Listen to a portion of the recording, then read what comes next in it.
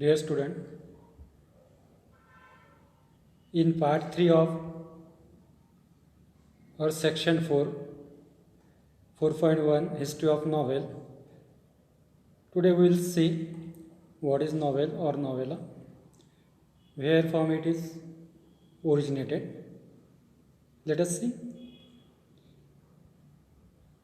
novella or novel. Okay, the novel, the word originated from the Italian word novel, is a type of prose fiction which is shorter than a full length novel and longer than short stories.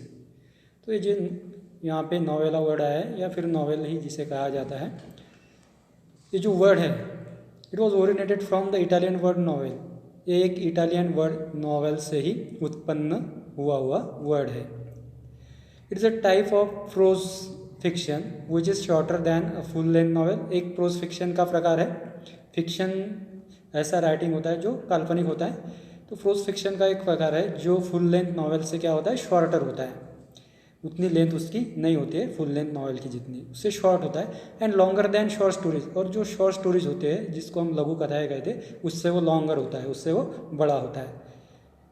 It is a well structure at short narrative. एक well structure, उसका जो structure होता है, जिस तरह से उसकी रचना होती है, अच्छे से की हुई होती है, अच्छा रचित वो होता है. एट शॉर्टर नैरेटिव, एक शॉर्ट नैरेटिव होता है, मतलब एक जिसे हम कहते हैं कि जिसको थोड़ा शॉर्टकट में नैरेट किया होता है, उसका कथन थोड़ा शॉर्टकट में किया हुआ होता है.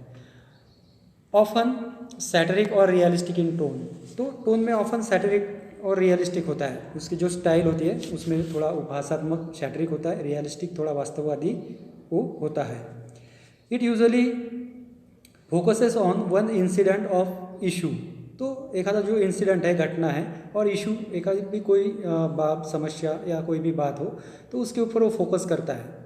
विथ वन और टू मेन कैरेक्टर्स, उसमें सिर्फ एक या दो ही मेन कैरेक्टर होते हैं जो नॉवेला हम देख रहे हैं. And takes place at a single tradition, एक ही ट्रेडिशन के ऊपर वो चलता है, एक ही परंपरा के ऊपर वो चलता है, उसको ही पकड़ के वो चलता है. ऐसा होता है novella. Some of the famous novellas in English are, English में कुछ फेमस नॉवेलाज जो हो चुके हैं वो है, पहला है the heart of darkness by Joseph Conrad.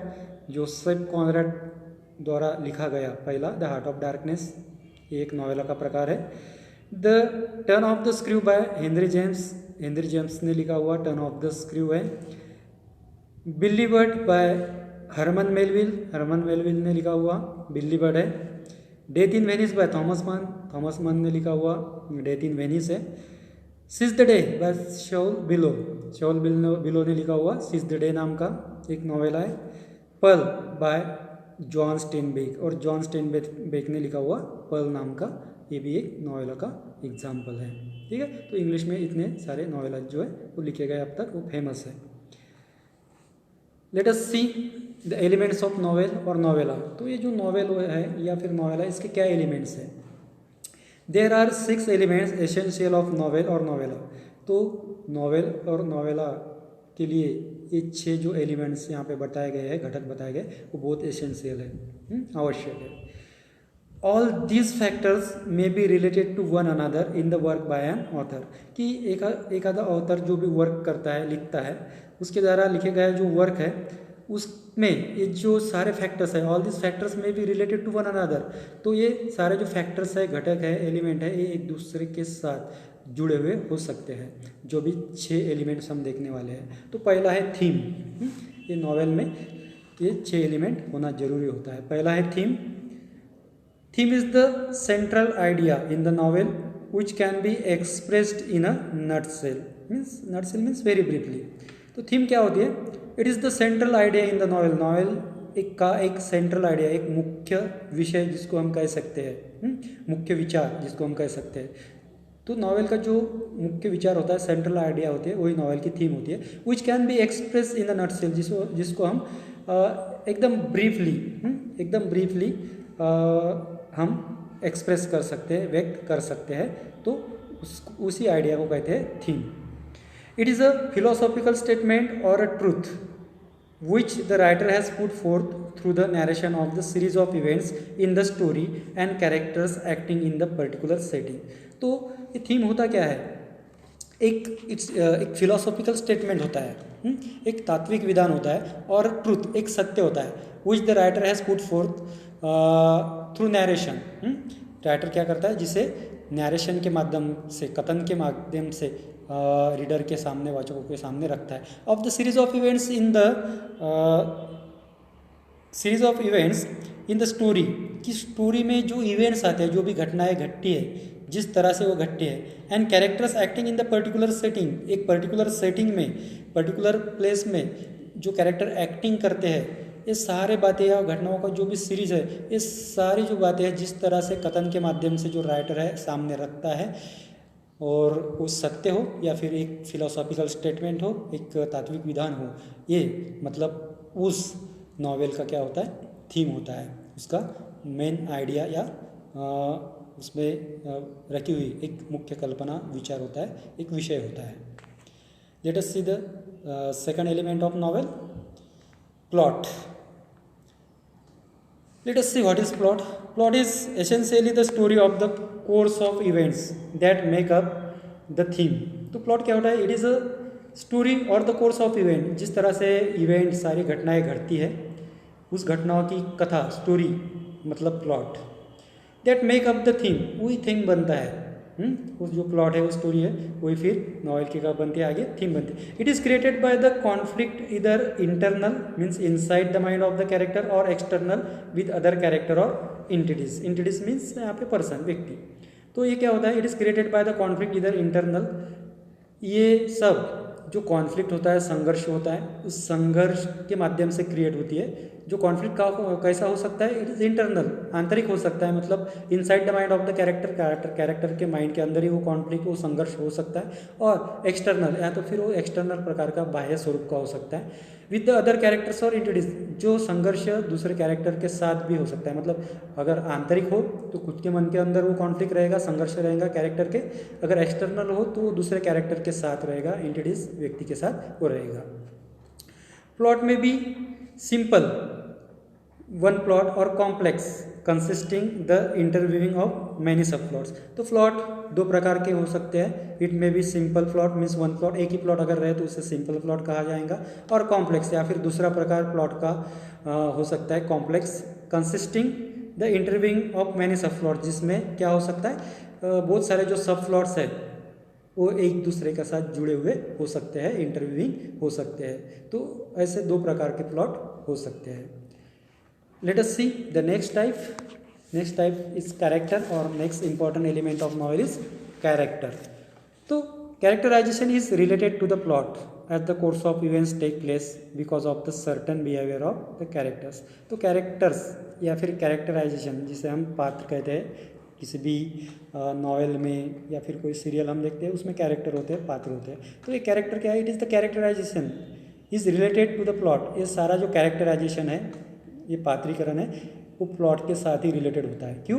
As the course of event take place because of the certain behaviour of the character, क्योंकि इन कैरेक्टर्स जो होते हैं, उनका जो भी बिहेवियर है, उनकी जो भी वर्तणूक है, जिस तरह से वो बिहेव आते हैं, उन बिहेवियर के ऊपर ही सब कुछ जो इवेंट्स है, घटनाएं, वो आधारित होते हैं, और उसको लेकर ही सारी घटनाएं घटती है, मतलब होती जाती है। Depiction of character can range from a thumbnail sketch to deep, कि इस कैरेक्टर का जो चित्रीकरण है, डिपिक्शन है, वर्णन है, कैसे किया जाए, from a thumbnail sketch to deep. Thumbnail sketch एकदम छोटे से लेकर तो एकदम डीप, सफलता के साथ हम उनका वर्णन कर सकते हैं, मतलब किया हुआ यहाँ पे नॉवेल में होता है। वर्डी, वो वर्डी होता है, wordy, more and more words are use for that, वो डिस्क्रिप्शन करने के लिए बहुत सारे जो वर्ड्स है, अगर नेसेसरी भी नहीं है फिर भी बहुत सारे वर्ड वहाँ पे यूज़ किए हुए होते हैं, उससे कहते हैं वर्डी। हाईली डिटेल, एक बहुत ज़्यादा विस्तृत वर्णन, हाईली डिटेल वर्बल स्केच, बहुत ज़्यादा विस्तृत वर्णन किया होता है, किसके माध्यम से, इस वर्बल स्केच, शब्दों के माध्यम से, शब्दों का चित्र वहाँ पे किया हुआ होता है। तो शब्दों के माध्यम से एक डिटेल वर्णन उन कैरेक्टर का वहाँ पे हमें देखने को मिलता है। The important character may have been described in its every aspect by the writer.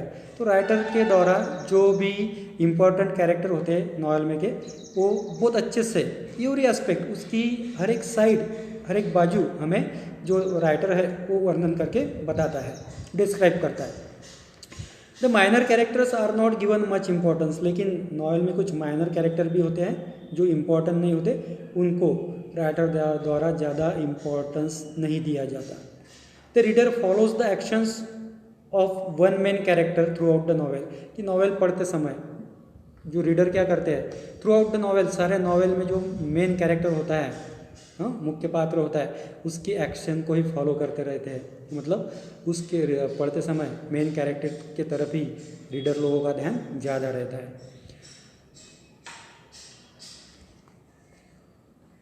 This character is referred to as the protagonist, ये जो कैरेक्टर है it is refer to as the protagonist, main character को protagonist भी कहा जाता है। Protagonist का मतलब होता है मुख्य, प्रमुख। प्रोटोगोनिस्ट और main character is in conflict with a character और एनी एंटिटी और अ फोर्स। तो ये जो प्रोटोगोनिस्ट होता है he is with in conflict, वो हमेशा संघर्ष में रहता है, किसके साथ, विद अ कैरेक्टर, एक आधे कैरेक्टर के साथ, और एन एंटिटी, एक आधे व्यक्ति के साथ, और अ फोर्स, या फिर एक आधे फोर्स के साथ, शक्ति के साथ। इंटरनल और एक्सटर्नल, वो जो फोर्स है वो इंटरनल हो सकती है, वो शक्ति आंतरिक हो सकती है, एक्सटर्नल बाह्य शक्ति भी हो सकती है, जिनके साथ हमेशा ये मेन कैरेक्टर क्या करता है, प्रोटोगोनिस्ट, संघर्ष में रहता है, which is known as antagonist. और ये जो इंटरनल फोर्स है, एक्सटर्नल फोर्स है, या फिर दूसरा कैरेक्टर है, एंटिटी है, व्यक्ति है, उसे कहा जाता है एंटेगोनिस्ट। तो एंटेगोनिस्ट मीन्स प्रतिस्पर्धी, एक अपोनेंट, एक शत्रु भी हम कह सकते हैं। तो उसके साथ इसका जो संघर्ष है वो चालू रहता है। Let us see the fourth element of novel, and fourth element is setting. Setting is the background in which the story take place. Setting क्या होता है, इट इज़ द बैकग्राउंड जिसमें सारी स्टोरी क्या होती है, पूरी तरह से स्टोरी वहाँ पे चलती रहती है, उसे कहते हैं सेटिंग, और या फिर बैकग्राउंड, उसकी पार्श्वभूमि। There are several aspect of the setting. Setting के बहुत सारे कुछ एस्पेक्ट है, कुछ साइड्स है, कुछ बाजुएं है। इट इंक्लूड्स प्लेस, क्या क्या है उसमें, तो सेटिंग में प्लेस, जगह का समावेश है, पीरियड, कालावधि का समावेश है, टाइम, समय का समावेश है, क्लाइमेट और वेदर, हवामान जिसे कहते हैं क्लाइमेट वेदर, उसका समावेश, एंड लाइफ स्टाइल, जीवन शैली, हम जिस तरह से जीवन अपना व्यतीत करते हैं, जीवन जीते हैं, उस जीवन जीने का, लाइफ स्टाइल का या शैली का भी इसमें समावेश होता है, काय में, सेटिंग में। Plot and character are the two major elements. Plot और कैरेक्टर दो मुख्य एलिमेंट्स होते हैं, घटक होते हैं, that are affected due to setting, जिसके ऊपर सेटिंग का प्रभाव होता है, सेटिंग का प्रभाव पड़ता है। प्लॉट के ऊपर भी और कैरेक्टर्स के ऊपर भी इस सेटिंग का प्रभाव पड़ता है। Let us see the next element of novel, that is conflict. The struggle between the opposite forces in the story is called conflict. किसे कहते हैं कॉन्फ्लिक्ट, हमने देखा है कॉन्फ्लिक्ट का मीनिंग संघर्ष। तो कॉन्फ्लिक्ट किसे कहते हैं, the struggle between the opposite forces in the story. Story में जो भी अपोजिट फोर्सेस है ना, कैरेक्टर और अपोजिट कैरेक्टर, मेन कैरेक्टर उसके अपोनेंट, इन दोनों के बीच में जो भी यहाँ पे स्ट्रगल होता है उसे कहते हैं कॉन्फ्लिक्ट। दोनों के बीच में होने वाला संघर्ष मतलब conflict. Conflict in the story provides interest and curiosity about the plot, कि स्टोरी में जो भी कॉन्फ्लिक्ट होता है वही प्लॉट के बारे में, स्टोरी का जो या जो प्लॉट होता है नॉवेल का, उसके बारे में एक क्यूरियोसिटी निर्माण करता है, जो रीडर लोगों के बीच में एक इंटरेस्ट निर्माण करने का काम करता है। Let us see the next element, that is language और style. The language and the techniques used by the author for the narration of the course of event is known as the style, कि जो language और जो techniques है, जिस भाषा का, technique का, तंत्र का जो ऑथर है, लेखक है, वो यूज़ करते हैं किसके लिए, for the narration of the course of the events, कि जो घटनाएं घटती जाती है उस घटनाओं का नरेशन करने के लिए, कथन करने के लिए जो ऑथर है जिस लैंग्वेज का और टेक्निक का इस्तेमाल करता है, it is known as the style, वो ही स्टाइल के नाम से जाना जाता है। ठीक, an author can use extensive vocabulary and high phrases, और he may be laconic. Laconic means मितभाषी, express in few words. Laconic means express in few words, मितभाषी। would write only to the point, or he may mix both according to the requirement for meeting his purpose. तो एक author क्या करता है, N author can use extensive vocabulary, वो बहुत ज़्यादा vocabulary का, शब्दों का यहाँ पे उपयोग कर सकता है, एंड हाई फ्रेजेस या फिर उच्च प्रकार का जो शब्द समूह है उसका भी यूज़ जो ऑथर है वो कर सकता है, और ही में भी आइकॉनिक या फिर वो मित भाषी भी हो सकता है, बहुत कम शब्दों में जो कुछ भी उससे कहना है वो कह सकता है, and would write only to the point, सिर्फ पॉइंट के बारे में भी वो लिख सकता है, और ही में mix both according to the requirement, या फिर जिस तरह से रिक्वायरमेंट है, गरज है, आवश्यकता है, उस तरह से वो सारी चीज़ें मिक्स भी कर सकता है, फॉर मीटिंग हिज पर्पस, उसका जो भी पर्पज़ है, क्योंकि नॉवेल लिखने के पीछे उसका कुछ पर्पज़ होता है, उद्देश्य होता है, और वो पूरा करने के लिए उसे जिस तरह से लिखना हो वो लिख सकता है। जो ऊपर बातें हम देखें कि वो मितभाषी हो सकता है, शब्दों का यूज़ कर सकता है, शब्द समूह का यूज़ कर सकता है, पॉइंट के बारे में लिख सकता है ना, रिक्वायरमेंट के हिसाब से लिख सकता है, उसका पर्पस पूरा करने के लिए वो लिख सकता है, जैसा चाहे वैसे। ही में यूज़ लिंग्विस्टिक डिवाइसेस, जो भी भाषा संबंधी डिवाइसेस है, भाभी है, उसका यूज़ वो कर सकता है, to make the narrative effective, उसका जो नैरेटिव है, जिस तरह से वो कथन कर रहा है नॉवेल में, उसे इफेक्टिव बनाने के लिए, उसे प्रभावशाली बनाने के लिए वो लिंग्विस्टिक डिवाइसेस का यूज़ कर सकता है। All this factor decide the texture of the narration and create an impact on the reader. तो ये सारे फैक्टर जो हमने ऊपर देखे, सारे घटक क्या करते हैं, they decide the texture of the narration, जो नरेशन यहाँ पे चालू है, जो कथन नॉवेलिस्ट कर रहा है, उसका टेक्चर, उसकी घड़न के बारे में, टेक्चर के बारे में ये सारी फैक्टर्स क्या करते हैं, डिसाइड करते हैं, and create an impact on the readers, और वाचक जो लोग हैं, रीडर जो लोग हैं, उसके ऊपर एक प्रकार का इम्पैक्ट, एक प्रभाव निर्माण करने का काम ये टेक्चर करता है, या फिर ये सारे फैक्टर्स करते हैं। So students, today we will stop here. The remaining part of history of novel we will see on our next video. Thank you.